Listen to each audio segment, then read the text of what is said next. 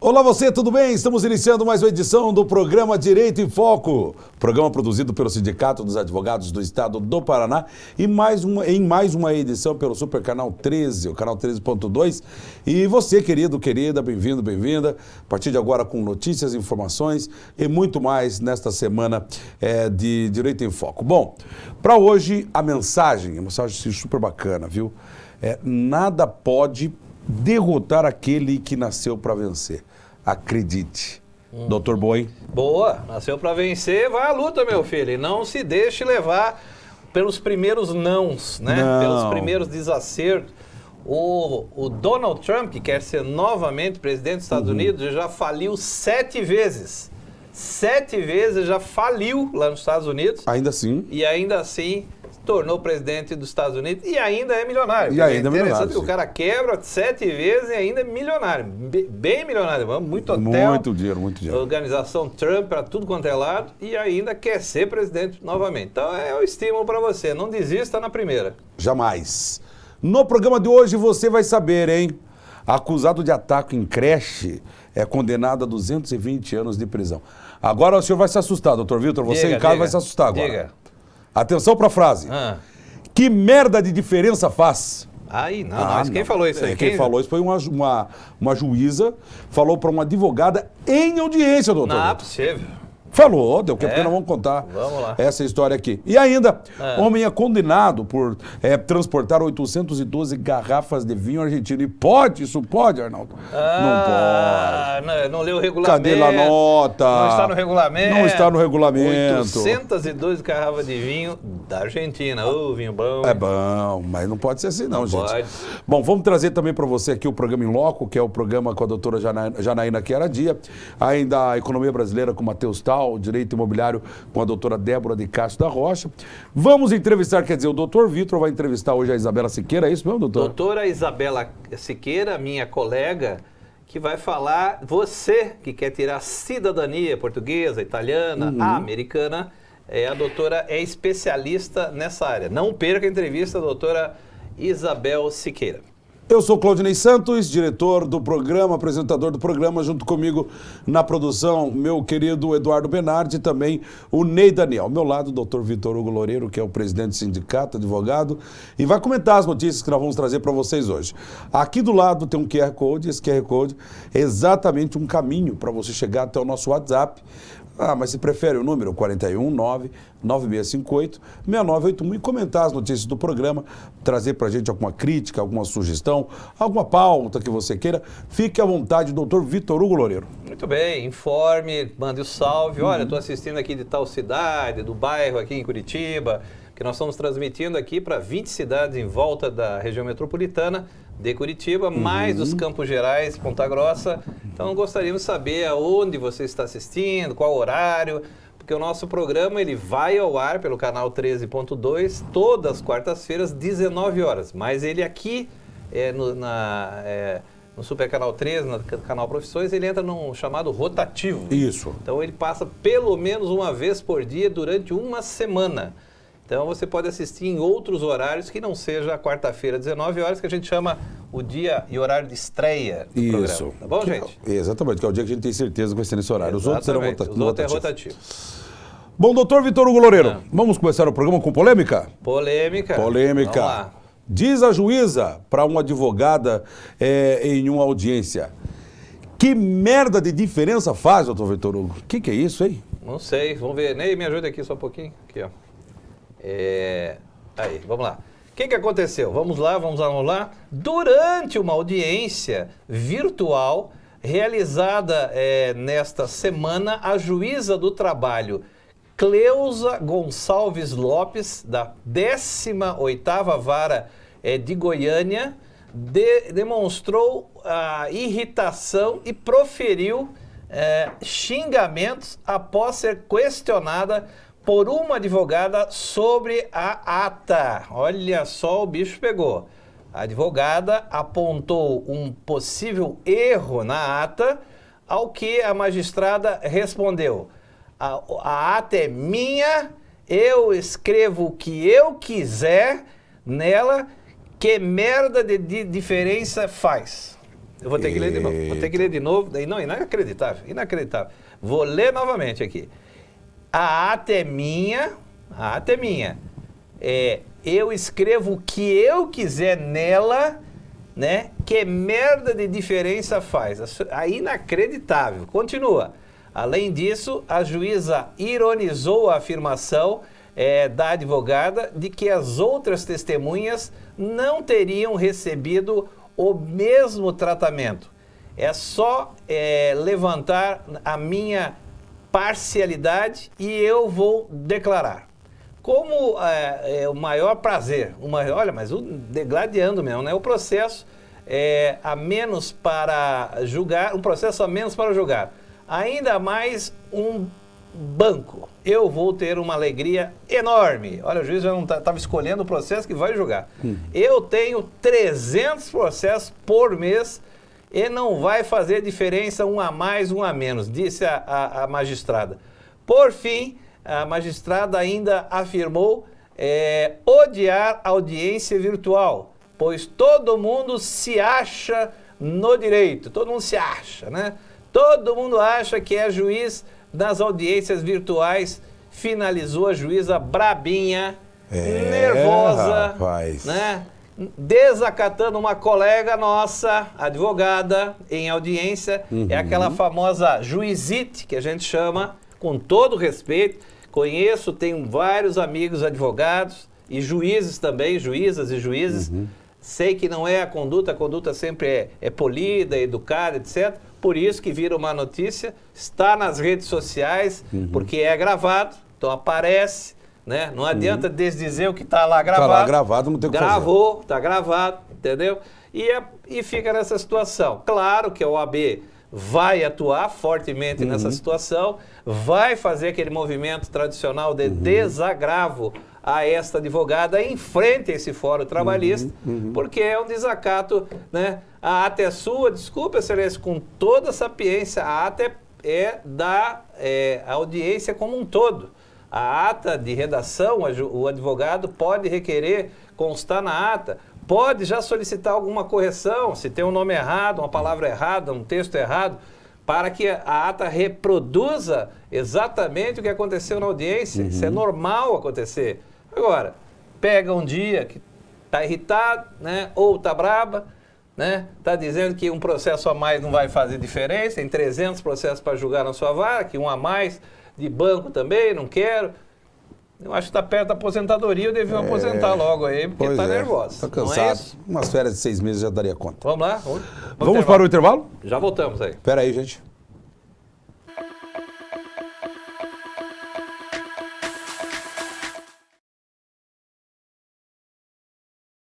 Zaido Contabilidade é uma empresa idônea, com foco na qualidade de gestão contábil de empresa de Curitiba e região. Serviços contábeis para advogados, reestruturação societária, com o objetivo de reduzir sua carga tributária, fóssil de serviço, adição e alteração de sócios e serviços na sociedade, contabilidade gerencial. Auxiliamos seus gestores na tomada de decisão. Aplicativo Zaido Empresas, análise financeira na palma da mão.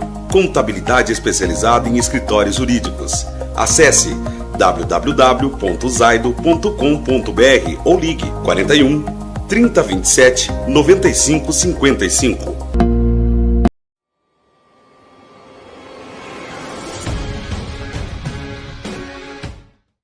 Olá, meu querido amigo. Voltamos aqui com a nossa coluna de Direito Imobiliário e hoje para falar de um importante precedente do STJ que trata da arrematação a preço vil, que é justamente decorrente daquele contrato de alienação fiduciária que foi inadimplido pelo devedor.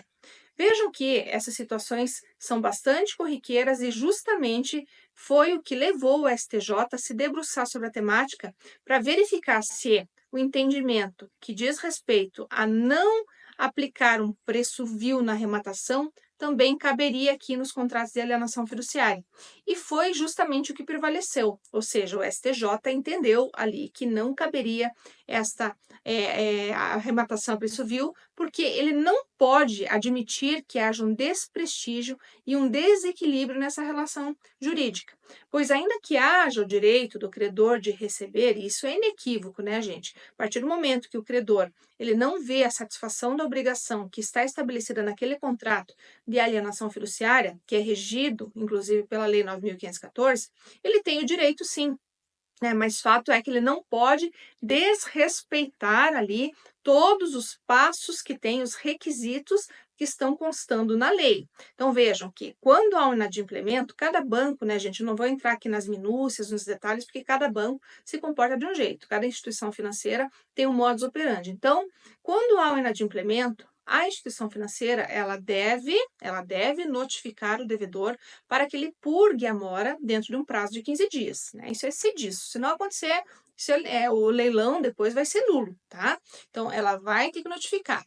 Notificado, então, esse devedor, ele deverá purgar a mora dentro desse prazo, inclusive não só as parcelas devidas, mas também todas as despesas e juros e correções. Deverá ir até o cartório e fazer pagamento. Se isso não acontecer, vai dar o direito, então, à instituição financeira de retomar esse imóvel, ou seja, haverá a consolidação da propriedade em favor da instituição financeira, o que permitirá a ela levar esse imóvel a leilão.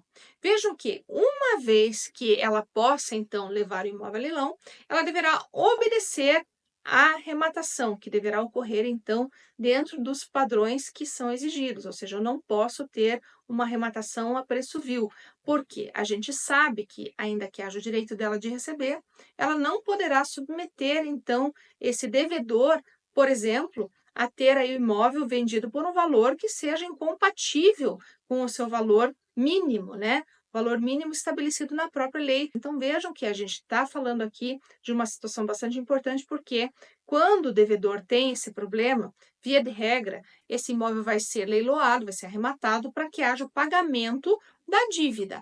Agora, se a instituição financeira pode simplesmente arrematar esse imóvel por qualquer valor ou a preço vil, ela vai desprestigiar e vai trazer um grande problema para esse devedor, porque talvez ele nem vá conseguir honrar o pagamento dele, ele vai ficar devendo ainda para a instituição financeira.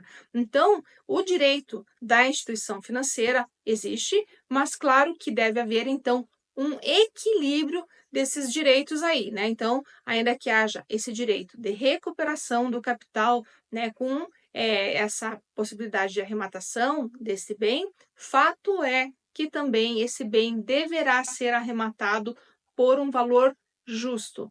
Então, esse foi o entendimento do STJ, bastante recente. Vejam que isso é importante para todos nós, porque se acontecer no seu caso, você sabe que tem uma situação agora muito nova, uma discussão aí que é agora proferida por um tribunal, que é um tribunal superior, que vai te amparar numa hipótese aí de você eventualmente precisar ingressar com uma ação para anular um leilão que ocorreu sem observância a esse precedente importantíssimo do STJ. Tá certo, pessoal? Então, sendo isso que eu tinha hoje para tratar com vocês aqui, me despeço na certeza de que pude aproximá-lo cada vez mais do seu direito na área imobiliária. Um grande abraço e até a próxima!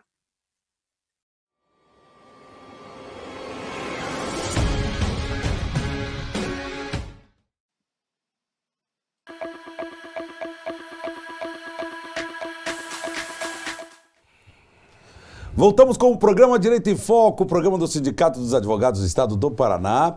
Bom, ô querido, querida, tá aqui o nosso QR Code, você vai participar, 41 99658 6981. Aponta a câmera aí, pronto, você entra e tem acesso ao nosso WhatsApp. Críticas, sugestões, etc. E também nosso amigo, nossa amiga advogada pode acessar, deve, aliás. Deve acessar de Curitiba, região metropolitana, ou de qualquer cidade aqui no Paraná. E nós estamos convidando você, advogado, a vir à Casa do Advogado. Pode ser pelo nosso site também, www.sinappr.org. Pode fazer até a inscrição lá, venha. Qual é o objeto? Quem que nós procuramos? É o advogado, carteira assinada, seletista, nas sociedades de advogado ou empresas que tenham 2 ou mais advogados, já pode ser objeto do sindicato em promovermos o contrato coletivo de trabalho, que só traz vantagem tanto para o empregado quanto para o empregador. Tanto é verdade que há 6 anos que estou como presidente do sindicato, e todos os contratos que nós fazemos são renovados no ano seguinte. Sim. Claudinei, já é prova de que serve o contrato para aquele objetivo. E são muitas as situações reguladas, banco de horas, promoção, vantagens ali, e sempre nas renovações, e olha a dica aí, aumento significativo, sempre alguma vantagem a mais, melhora o VT, o VR, um plano de saúde, um seguro, sempre tem uma situação que melhora na atividade. Então você, advogado e advogada, é que venha fazer contato conosco, informando, olha, o trabalho está em empresa, qualquer cidade do estado do Paraná. Não é só Curitiba, região, não. É qualquer cidade do estado do Paraná. Estamos no estado do Paraná, qualquer cidade, viu, Muito gente? bem. Doutor Vitor Hugo E Loureiro, agora? no final de ano, todo Estamos final do chegando. ano, já 5 anos e pouco, já que nós estamos com o programa, e o doutor Vitor tem um costume, um bom costume de dar um presentear ao nosso amigo telespectador, né? Telespectadora, com vinho. Com vinho. Da Vai outra ter. vez o senhor deu um vinho... Vai ter, porque nesse vinho dezembro agora completaremos um ano. aqui na TV. Primeiro ano aqui na E geralmente TV, o doutor traz um vinho loureiro, um vinho português bom, pra gente Isso. presentear. Esse ano terá também, tá? Mas são vinhos que, obviamente, tem a sua notinha, tudo Claro, certinho, comprado, bonitinho. direitinho. Já esse cidadão aqui, ó, Aí. é condenado por transportar 812 garrafas de vinho argentino. Que é bom também, doutor. Ué. Vamos dar uma olhada na notícia, então? Um homem foi condenado por descaminho, né, que é o contrabando, após ter sido flagrado transportando 812 garrafas de vinho adquiridos na Argentina sem pagar os impostos devidos. Passou pela fronteira lá e não pagou os impostos. A sentença foi proferida pelo juiz de direito, o Dr. Daniel Freit, da 2ª Vara Federal de Santa Maria, lá no Rio Grande do Sul. Absolveu a sogra do réu por falta de provas. A sogra estava junto? A velha estava junto, rapaz. A sogra Agora não estava faz- junto. O Ministério Público Federal relatou que a Polícia Rodoviária Federal abordou o réu enquanto ele dirigia pela ERS, quer dizer, a estrada lá do Rio Grande do Sul 165, próximo ao trevo de acesso ao município de Cerro Largo. No veículo, os agentes encontraram 800... Não dava nem para se mexer. Pois é, ué. 800 é só uma Ranger, alguma coisa assim, mas tinha 812 garrafas de vinho. O motorista estava retornando da Argentina e aí, ao analisar o caso, o juiz constatou que o auto de apreensão e o depoimento de um policial envolvido nessa operação confirmaram que o acusado estava, de fato, transportando essas 812 garrafas de vinho, comprovando a materialidade do crime. A mercadoria foi avaliada, quanto? O quê? 100 mil, quase 100 mil, é 99, vou arredondar, 100 mil reais, resultando aí uma sonegação de pelo menos 32 mil reais em impostos, e o cidadão condenado por descaminho. Isso, Amigo, doutor. é aquela história, né? A pessoa tenta, né? A nossa característica maior aqui no Vai que estado do dá. Paraná, nós estamos aqui com a Foz do Iguaçu, aqui, né? No Paraná, e o pessoal tenta, vai lá, né? Acha que a Polícia Rodoviária Federal não vai pegar, que a Receita não vai pegar, e daqui a pouco, pã, pega. Tem certas coisas que eles toleram, né? Brinquedinho, tá. Agora, cigarro, né? Bebida, uísque, né? Vinho, uísque, né? Não tem jeito, né? E o pior daí pra frente é as drogas, né? Tenta trazer a droga de algum jeito. E aí a polícia pega também, vai responder, crime federal, não tem jeito. Não tem jeito. Só faltava agora? ele dizer que era para consumo próprio. Daí eu falava... Bebe agora. Bebe já, então. Peça já. Agora vamos ter a entrevista, né, doutor Vitor Hugo? Temos a entrevista com a doutora Isabel, né? Que veio falar da sua cidadania, né? Você quer tirar a cidadania? Doutora Isabel, por favor.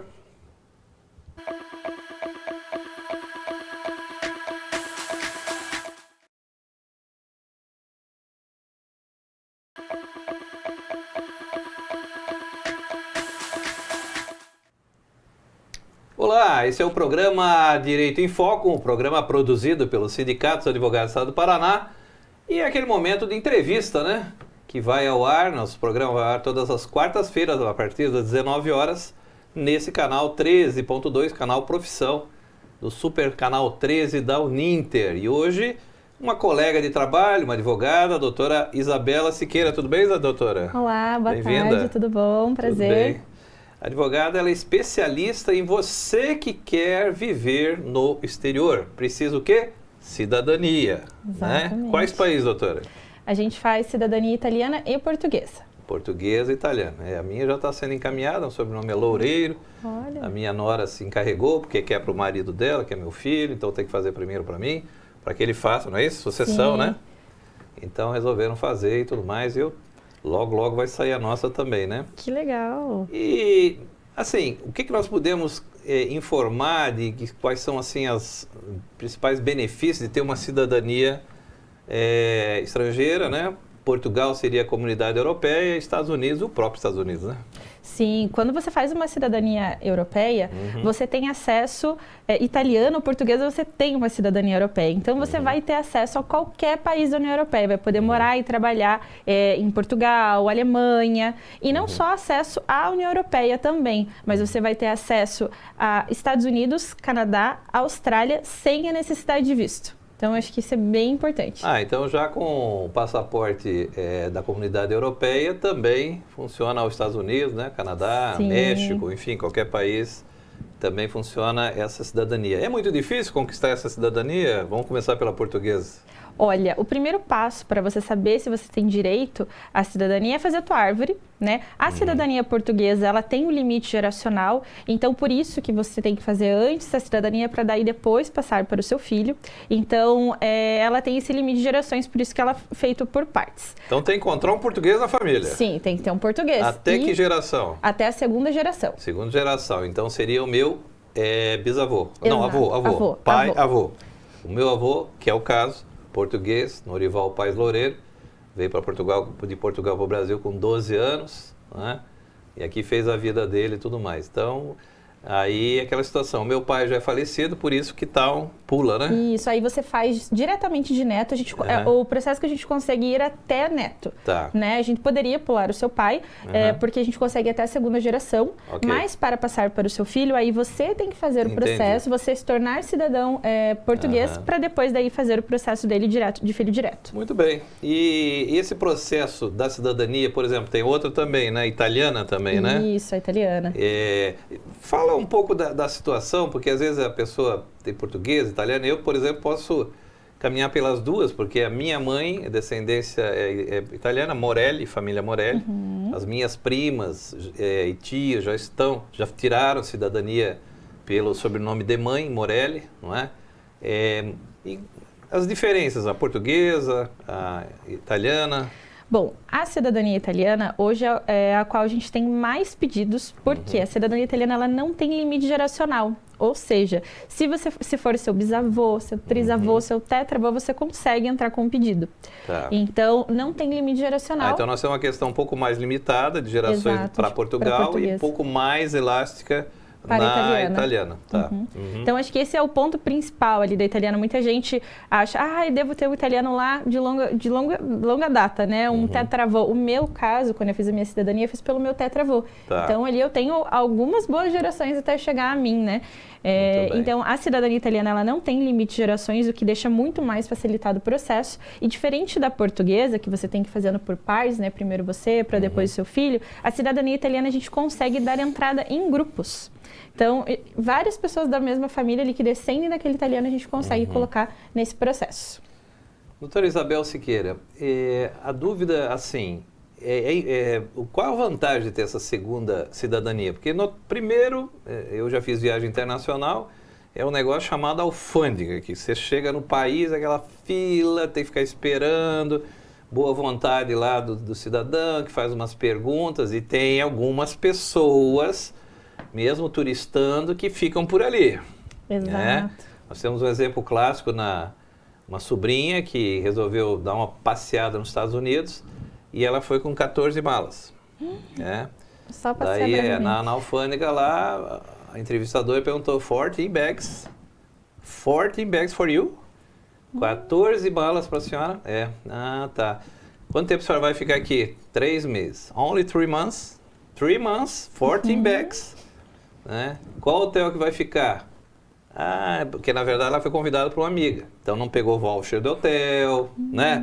Não tinha reserva em dólares. Que é muito importante. Enfim, Eu acho que ela pegou a lista de tudo que não deve fazer, as 10, como não entrar num país, ela E foi lá e fez. foi lá e cravou as 10, né? Tudo errado. Dali do aeroporto mesmo, vem embora. Minha pergunta, se ela tentar uma cidadania agora, americana e tudo mais, vai conseguir? Italiana? Não, americana, mas é que ela queira morar nos Estados Unidos, tentar um green card lá americano. É difícil de conseguir acesso, né? Com certeza. Depois que você é barrado, né? E você fica com o histórico lá, eles sabem de tudo, o nominho já tá lá, né? Já. Complicou, né? Tá? Pois é. Mas, enfim. E a situação na comunidade europeia? Porque normalmente a gente pensa em viagem, como eu estava falando, alfândega, né? Mas quais são as outras vantagens aí? Estudo, trabalho? Quando você tem um passaporte europeu, né? Que nem você falou da fila da imigração, primeiro que você entra direto, você não precisa passar por nada. Exatamente. E sua esposa, quando você tiver a tua cidadania, ela pode entrar junto com você. Muito bem. Então ela não precisa enfrentar essa fila. Se eu estiver levando filhos, meus filhos já são todos maiores, mas até que idade também ele passaria juntos? Até que idade? A cada cidadão europeu pode levar uma pessoa junto. Ah, tá. Então se levar o filho... A esposa fica. Fica na fila. Fica ali na fila para passar. Tá bom. Interessante. Então, além dos benefícios, né, que a gente estava comentando, quando você tem um passaporte europeu, você pode ter acesso a estudo, né, universidades. Um custo de uma universidade lá na Europa, ela vai ser pelo tanto que você ganha anualmente. Tá. Então, normalmente, assim, para quem é classe média, vai pagar em torno ali de 300 euros o ano uma universidade boa. Por mês? Por ano. Por ano? 300 euros? 300 euros por ano. Mas quais cursos, por exemplo? Assim, História da Arte, Direito, qualquer curso. Olha, Claudinei Santos, que é uma faculdade de Direito por 300 euros por ano. Aí eu vou te botar lá 5 anos, passar rápido. Sim, faculdades excelentes de qualidade, né? Eu tive em Coimbra, eu conheci a faculdade de Coimbra lá, onde meu filho fez um internato lá. Então, como esqueci o nome da palavra, estrangeiro. Como estrangeiro, quando a gente vai para lá, o custo ele é elevadíssimo. E se você dá a entrada, pode ver que quando você vai para fazer essas especializações, não só a faculdade, às vezes a pessoa ela quer fazer uma especialização, um doutorado, um mestrado lá fora, como cidadão europeu, vai ter muito mais facilidade de entrada nessa faculdade, né? E também com relação a custo principal, né? Então, a gente traz muito essa questão de estudo e também de trabalho. Você que trabalha numa empresa que ela é multinacional, para você ser oportunizado de dar entrada você ser transferido, né, para a empresa, né, fora do país, eles vão te colocar como prioridade. Por quê? Quando você vai para fora, a empresa ela tem que justificar por que está contratando esse empregado estrangeiro, né, e visto de trabalho. Você tendo um passaporte europeu, você é colocado como prioridade. Não só para empresas também, mas para quem joga futebol, por exemplo. Muitas mães que os filhos têm um bom desempenho em times aqui no Brasil e querem oportunizar eles na Europa, fazem a cidadania deles. Por quê? Eles entram na ampla concorrência. Se você não tem cidadania europeia, você tem 2 vagas naquele time, né, que são vagas que você compete com o mundo inteiro. Então, se você tiver cidadania europeia, você vai conseguir ter acesso a esses times europeus ali. Então, isso é bem Doutora Isabela, o pessoal que está nos assistindo está vendo do seu lado aí um QR Code. Esse QR Code, ele cai diretamente no celular lá do Sinap.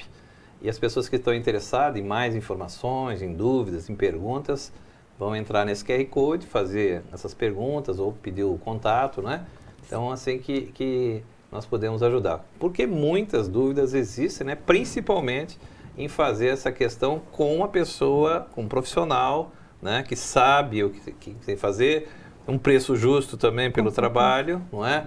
Não vai ter desperdício, não vai ficar pelo meio do caminho. Com toda a documentação, porque haja documento também para juntar, né? Sim. Vamos falar a verdade, tem documento para juntar, né? Não, daí a importância de você contratar uma empresa para fazer o teu processo, porque muita gente que chega até nós, ela chega já com documentação que não precisava ser emitida, né? Já postilada. No teu caso é só postilamento, mas para quem faz cidadania italiana é a tradução juramentada, também é o apostilamento. Então, ter a orientação de qual documentação emitir, se precisa ou não fazer retificação. No caso da portuguesa, a gente não tem muitos erros gramaticais gramaticais, Tá. porque eram portugueses que Claro. vinham para cá. Sim. Já da italiana, a gente já tem mais erros gramaticais por conta da fonética. Então, tudo isso a gente verifica o que precisa ou não precisa. É importante decidir. Para português, a gente tem só a cidadania administrativa, Tá. né, que é direto na conservatória. Já para a cidadania italiana, a gente tem 3 meios de se adquirir o processo, que seriam o processo administrativo presencial, no qual você mora e faz o processo lá durante 3 a 6 meses. Teria o processo administrativo consular aqui nos consulados do Brasil para a cidadania italiana, está demorando em torno de 10 a 13 anos para você conseguir fazer o processo. Meio demoradinho, né? Muito demoradinho. E perante a lei italiana, esse tempo ele não poderia acontecer. Tá. Né? Segundo a lei, eles têm 2 anos para fazer esse processo. Como eles não fazem, a gente entra com uma ação judicial lá na Itália, pedindo que a cidadania seja reconhecida antecipadamente em juízo. Muito bem. Isso Ótimo. facilita bastante, né? E muita gente entra em grupo. Então, aí que facilita é com relação à questão de retificação, porque você apresentar um processo administrativo e judicial é um peso bem diferente, né? A análise vai ser feita pelo juiz, Claro. né? Quando você faz um processo judicial. Então, a gente consegue dispensar grande parte das retificações, juntar bastante gente num processo que deixa muito mais barato, a gente consegue dividir esse valorzinho em euro aí do processo Que e bom. oportuniza toda a família, né? Então, isso é Muito bem, bem interessante. Doutora Isabel Siqueira, agradeço a sua presença, né? Volte mais vezes falar, porque realmente existem muitos brasileiros aí, descendentes, que procuram exatamente a questão de cidadania, seja portuguesa, seja italiana, ou mesmo tentar lá um green card americano, não é? E Sim. tentar uma vida no exterior, tá bom? Muito Sim. obrigado pela presença. Prazer é meu. Obrigada. Esse é o programa Direito em Foco. Vamos para um pequeno intervalo e já voltamos.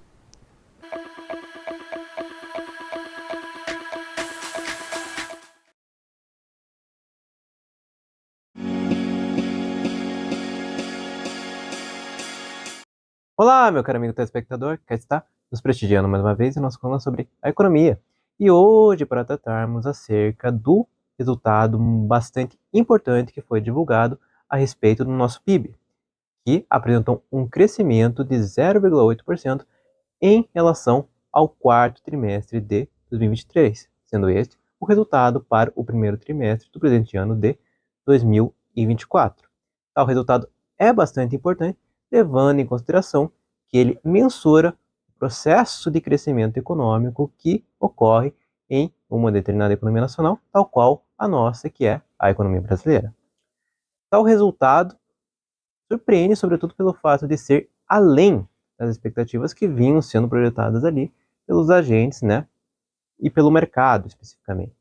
Então, justamente nesse sentido, para avaliar os determinantes desse resultado, muito importante se impõe justamente o relatório que foi recentemente divulgado ali pela coordenadora do IBGE, que apontou os principais determinantes desse processo de crescimento que ocorreu na economia brasileira, tendo ali em vista, especificamente pela ótica da demanda, o consumo das famílias.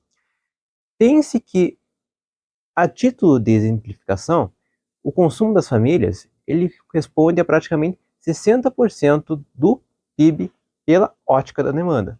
Ou seja, tudo que vai, por exemplo, em gastos, sejam em bens ou serviços, de você, trabalhador que tem de abastecer os recursos naturalmente de sua casa, enfim, direcionados à sua família especificamente, pense que esse componente é justamente um dos principais motores do crescimento da nossa economia pela ótica da demanda. E isso é muito importante porque se a gente for pegar os dados do primeiro trimestre de 2024, a gente vai observar que os salários aumentaram, que as condições do mercado de trabalho se aperfeiçoaram e que a inflação, o controle do nível de preços, acabou se efetuando. A gente vê uma inflação com nível mais controlado, o que significa que o poder de compra dos trabalhadores, além de crescer em função de um aumento dos salários, permaneceu com maior força em função desse êxito que, principalmente, a autoridade monetária vem tendo em controlar o nível de preço. Então, esses importantes aspectos acabam se revelando, além também de outros, como, por exemplo, a diminuição da taxa Selic, que é justamente uma taxa que determina, sobretudo, todas as demais taxas de empréstimos que são estabelecidas na nossa economia. Então, pense nesse sentido que, com a taxa Selic se reduzindo, os empréstimos, o crédito que em geral, se torna mais barato. E em se tornando mais barato, naturalmente, a produção para industrial fica mais barata com devido aos seus custos e também o consumo de você, trabalhador, de você, consumidor, fica também mais barato quando você tem a opção de tomar um empréstimo para custear os seus gastos, sejam em bens ou serviços.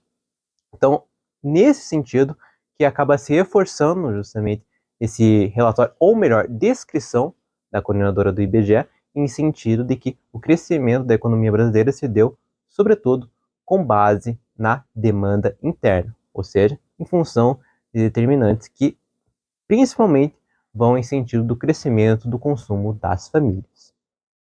Por outro lado, não houve, neste período, apenas incentivos ao crescimento do PIB.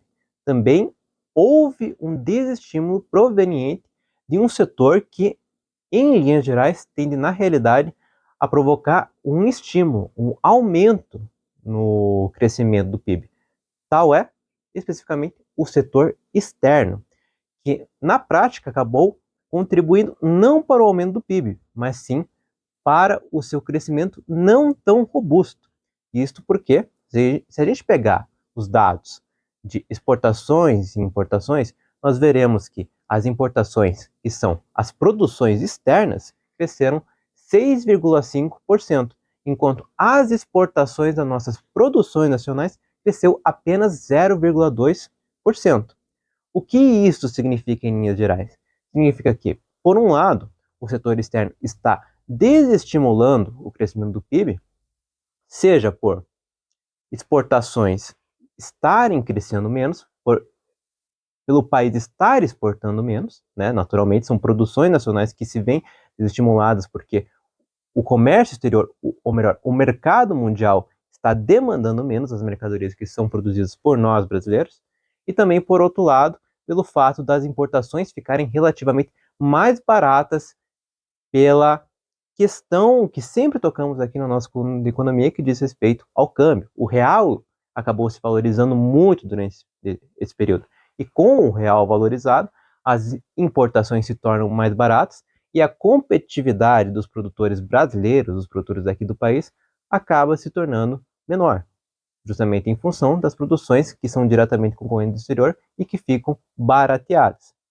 E, paralelamente, tendo em vista justamente aquele aspecto que disse a respeito das exportações, essas acabam ficando desestimuladas porque o câmbio mais valorizado acaba tornando as exportações brasileiras mais caras. Em se tornando mais caras, naturalmente, haverá menos demanda no exterior para essas produções. Então, nós temos aí um conjunto de fatores que pode nos ajudar a trazer uma perspectiva a respeito da tendência de crescimento para o próximo trimestre e também para os demais. Nós temos aí, por exemplo, uma tendência de desemprego se reduzindo, né, que está bem posta, embora a gente tenha colocado, a gente tenha vislumbrado em meses antecedentes uma pequena pausa nessa trajetória de redução com um breve aumento, mas nós já vimos aí em abril que o desemprego voltou a se reduzir, o que é um bom sinal do ponto de vista do crescimento, porque o desemprego, ele não só permite, ou melhor, a redução do desemprego não só permite a maior empregabilidade e a maior renda em favor dos trabalhadores, como também oferece condições para que os salários de vocês, trabalhadores, também venham a aumentar, né, por uma relação de oferta e demanda. Naturalmente, quanto maior a demanda por trabalho, maior será a renda e o poder de barganha que os trabalhadores possuem para negociar melhores salários e melhores condições de empregabilidade. Por outro lado, nós também temos aí uma perspectiva de continuidade de redução da taxa Selic, mas que também pode apresentar um estímulo não tão grande ao crescimento do PIB, justamente em função do fato do crescimento, ou melhor, da redução da taxa Selic estar apresentando uma tendência de redução mais tímida e que iniciou na última reunião do Conselho de Política Monetária e que tenderá a permanecer nas próximas reuniões enquanto perspectiva, uma vez que os membros do Conselho de Política Monetária acordaram que as reduções da taxa básica de juros devem ser mais tímidas a partir de então. Por outro lado, nós temos um aspecto que pode reforçar uma perspectiva, um crescimento mais acelerado, porque o real agora está apresentando uma tendência de desvalorização bastante acentuada. E com uma desvalorização bem acentuada, naturalmente, há um movimento inverso àquilo que eu pontuei aqui no comentário. Por quê? As exportações das nossas produções vão ser estimuladas, né? E isso constitui um importante estímulo ao crescimento. E, por outro lado, a tendência será de se importar menos, o que significa que a indústria, nesse sentido, poderá ter estímulos provenientes de uma competitividade reduzida das produções que são externas ao nosso país. Então, nós temos aí um conjunto de fatores que pode levar a uma direção de crescimento, mas só o tempo nos dirá se tais perspectivas irão, de fato, se consumar ou não. Cabe a nós ficarmos ligados em relação a isso e também tendo em vista aí como isso poderá afetar a vida de você, trabalhador, né, que consome através de gastos com bens e serviços, mediante melhores condições de salários, de empregabilidade, e também para você, industrial, diante das perspectivas de investimentos que acabam se desenhando em função dessa trajetória. Tendo tudo isso em vista, eu me despeço de ti, meu caro amigo telespectador, esperando ter transmitido informações relevantes sobre economia, e te aguardo até a próxima semana. Muito obrigado!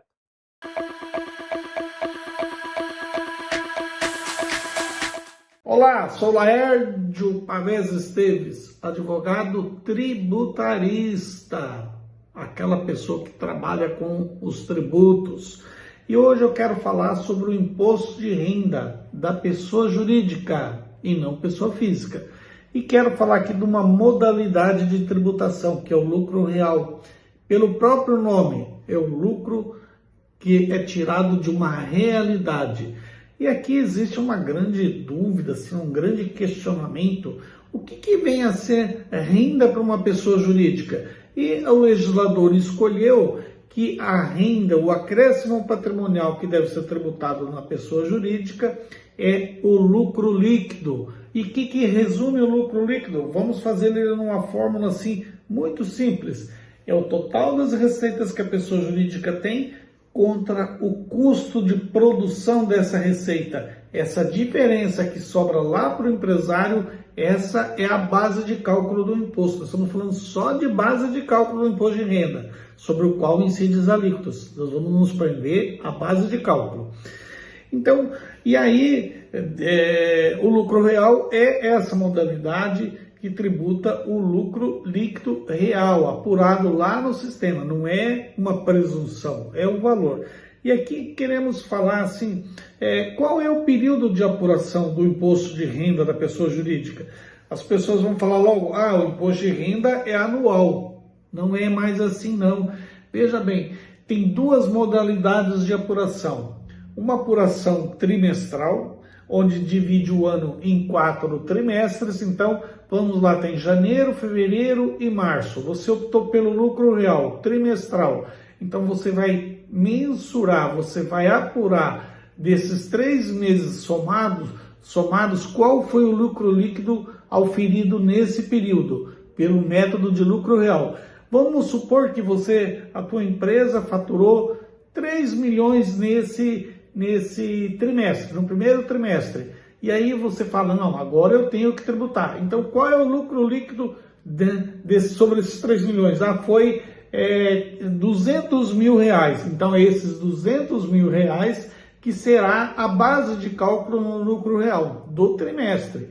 Aí você aplica as alíquotas sobre esse valor e você tem que recolher esse imposto já no mês de abril. E assim você vai fazer no segundo trimestre, no terceiro e no quarto trimestre. E tem outro método? Tem. Aí tem uma dúvida que as pessoas falam, o imposto de renda anual com recolhimentos mensais. Espera aí. Eu entendo que, na realidade, você tem a apuração trimestral e aí você tem o imposto de renda com base na apuração mensal. Mensal, isso. Então você pega janeiro, isoladamente janeiro, o primeiro mês do ano, e você mensura o lucro líquido que teve ali, receitas contra a despesa. Aí você, vamos supor, chegou 50 mil reais em janeiro. Então, essa seria a base de cálculo de janeiro, cujo tributo, cujas alíquotas eu tenho que pagar até o final de fevereiro. Veja, fevereiro, de novo, eu faço a apuração do lucro líquido, recolho em março e assim sucessivamente. O que tem de diferente aí? O que acontece é o seguinte, depois que você fizer as 12 apurações do ano, você faz um ajuste final, que seria a última apuração, seria a 13ª apuração do imposto de renda, e você vai recalcular. O que tem de bom no lucro real? É o seguinte, se no período você teve uma base de cálculo negativa, ou seja, os custos da produção da receita é superior à própria receita, aí fala que você tem um prejuízo fiscal. E esse prejuízo, essa base de cálculo negativa, você transporta para o período seguinte. Então, é simples dessa forma. Então, os resultados negativos são transportados para períodos subsequentes de operação, de apuração. Então, eu espero que você tenha compreendido aqui o tema e até o próximo programa. Um abraço!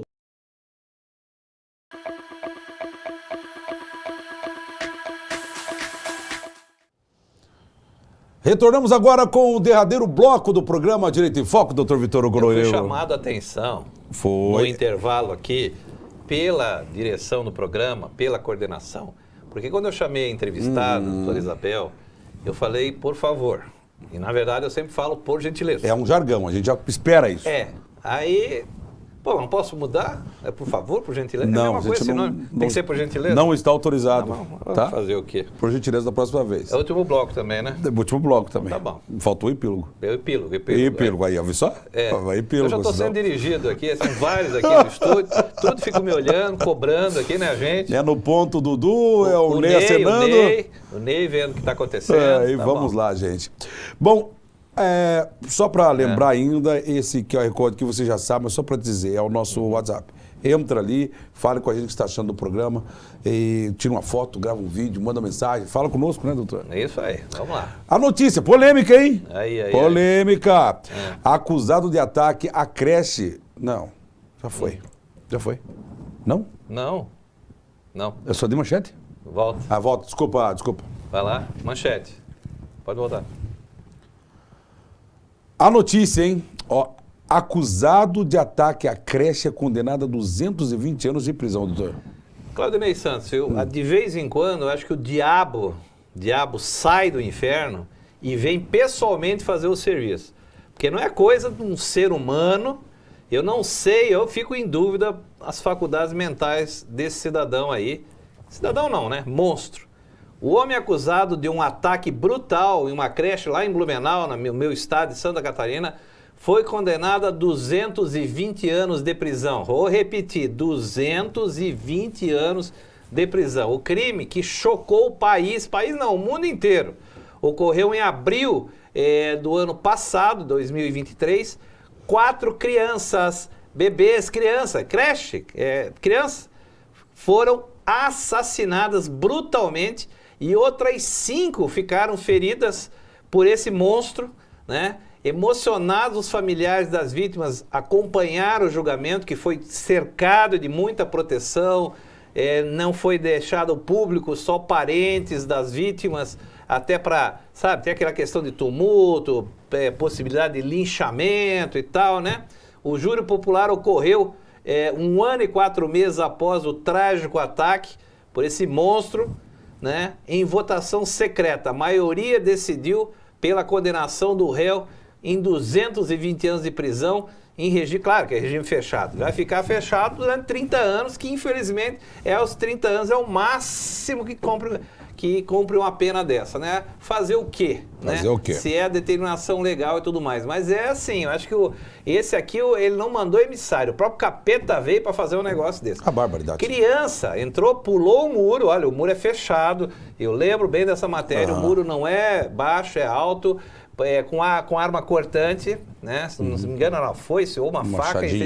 não era tiro, e foi ceifando a vida das crianças, aquela correria, Pura maldade. sangue, um horror, uma gritaria, e conseguiu, infelizmente, matar 4 crianças e feriu, né, e traumatizou para o resto da vida as outras 5 e as famílias que perderam, né? E agora vai ficar comendo, jantando, tomando café da manhã por 30 anos, a custa ainda do cidadão que paga imposto.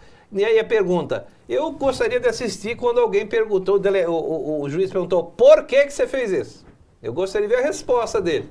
Que criança tem influência na vida dele. E aí, também, Claudência, fizeram a perícia para ver A condição mental desse rapaz. cachola do rapaz? Daqui a 30 anos vai sair, se ele não tiver sanidade, vai continuar. Na verdade, entendeu? Porque, vou te contar, não tem motivo nenhum para fazer um negócio desse. Mas, enfim, tá aí a notícia. E eu quero desejar, já estamos no final? Acabou. Desejar uma boa semana a todos, que Deus abençoe a todos, felicidades, Deus abençoe e nós estaremos de volta na semana que vem. Abraço, gente, até lá.